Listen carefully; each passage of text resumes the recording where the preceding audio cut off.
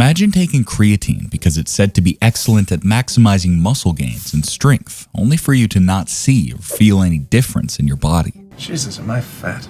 Have you ever thought that you might be using it the wrong way? Creatine has been extensively studied regarding its positive effects on muscular strength, size, and body composition. That said, just taking creatine won't automatically lead to good results. Certain things, apart from the obvious not drinking enough water, may be the very reason your creatine supplementation isn't working as it should be. So let's get straight into it. By the way, one of you asked in the comment section if you should be mixing creatine with your protein shakes, so I'll talk more on that in a little bit. Number 1, you're not sticking to just one form of creatine. Creatine is popular among bodybuilders, athletes, and regular gym goers, and for good reasons. One is its effectiveness in adding muscle mass, as shown in this research. But with so many forms of creatine available nowadays, it can be quite confusing to pick out which one to use. There's creatine nitrate or creatine HCl that some brands claim to not cause bloating. There's also creatine monohydrate, which has been tried and tested by many. Which should you choose, or is it more beneficial to use 2 or more forms? The short answer is to pick just one. Don't do both simultaneously, otherwise you're likely to consume insufficient dosages, causing you to miss out on its benefits. In my case, I'm team creatine monohydrate and won't be switching anytime soon. The benefits of using this form of creatine are backed by numerous research studies. Of course, you can still have a good experience with the other creatine forms. The final decision is all up to you. Regardless of the variation, always ensure that you're taking it consistently and at the correct dosages. Be patient and give it enough time to show its magic. Using more than one form of creatine is bad enough. But you know what's even worse? It's when, number 2, you're doing the wrong kind of workouts. Creatine is best known for enhancing fitness performance. As such, endurance training or cardio are unlikely to result in any benefits. 3 systems oversee the energy production of the body, as in the form of ATP. The primary system that operates during resistance training and other short-period activities like sprinting is the ATP-PCR system. From there, creatine phosphate is made available for the cells to use, and ATP production occurs. Although this system creates energy at a remarkably quick rate, there are only limited stores of creatine phosphate, which will be used to give energy for about 10 to 15 seconds. Creatine phosphate will be replenished within 3 to 5 minutes. The human body produces its own creatine. The problem is, in exchange, about 2 grams of creatine get excreted daily. This is where proper diet and supplementation come into play to promote the production of creatine. One of the best things about taking creatine is its ability to boost resting concentrations of creatine phosphate, giving you the strength to do short-term, high-intensity activity for a longer duration. In the long run, this can turn into a few more reps before fatigue sets in. On the other hand, moderate-intensity endurance workouts don't use the ATP-PCR system. Therefore, you may not see a huge change in your performance with creatine supplementation. Instead, go for resistance workouts with 3 to 12 reps, or anaerobic training with working intervals of 10 to 15 seconds, as these will best emphasize the pros of creatine. Just like hydration is crucial to optimize your training results, it also plays a major role in maximizing the use of creatine. More about this in a little bit.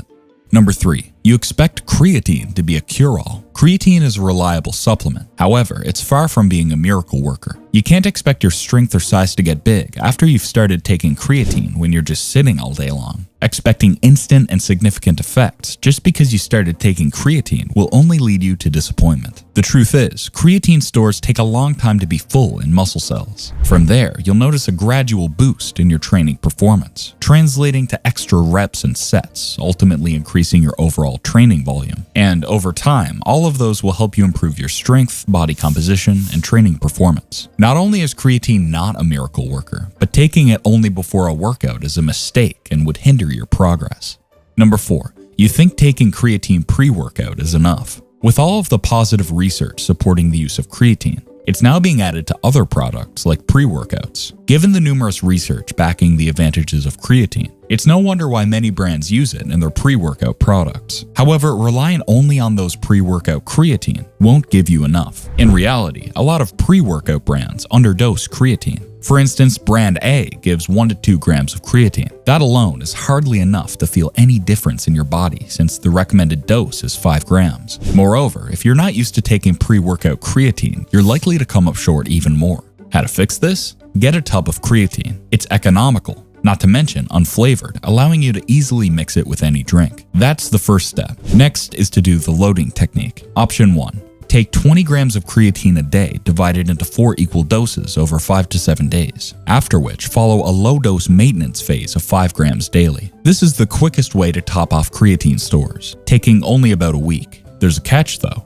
It may cause a little bloating due to the increased water intake. Option 2. This method takes longer to get maximum creatine stores. The good news, however, is that there's slimmer chance of weight gain or bloating. You just need to take 5 grams of creatine daily. That's it. The human body is much more capable than we think when it comes to building muscle. Like creatine, testosterone is naturally produced by the body, and sometimes a little push from external forces is necessary to tap into their full potential. Luckily, there are ways you can boost your T levels for maximum muscle gains, but I'll get into that in a while.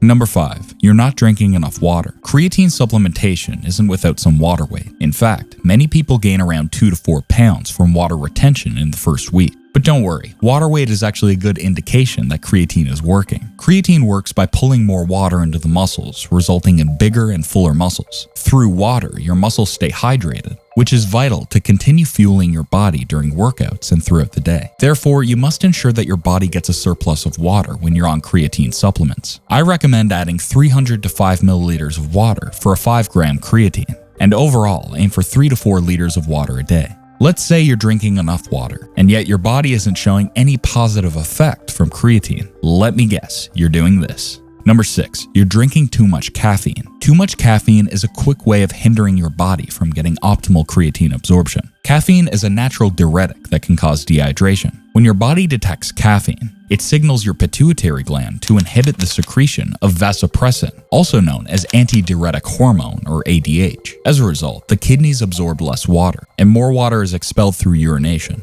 I'm not saying to stop drinking coffee because your average cup of coffee isn't strong enough to dehydrate. What can interfere with how well creatine can do its job is when you consume caffeine in other ways, say through caffeine supplements.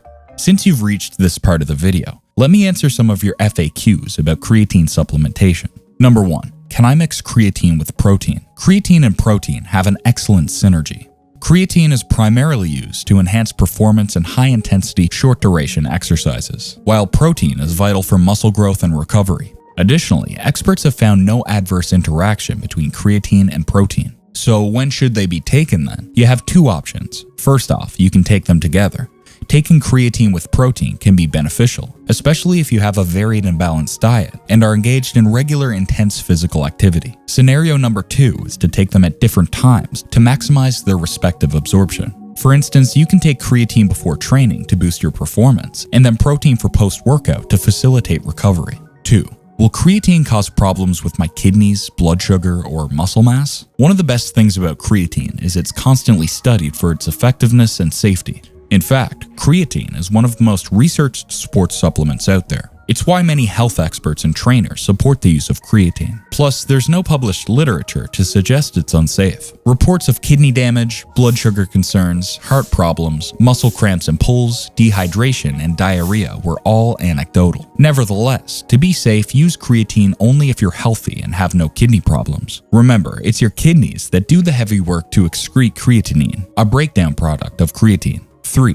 Do I need to take creatine? Technically speaking, you don't need to supplement with creatine. Just as our bodies produce creatine, the chemical is also naturally found in various foods, such as this, and this. Particularly for those who have a varied diet that includes a little bit of meat, you'll be consuming and building plenty of creatine. Creatine does amazing things when taken correctly, but avoiding all those mistakes isn't all there is in the muscle building process. A big part of this process also lies in the state of your testosterone levels. Learn how to increase your T levels in this next video, so make sure to watch it afterwards.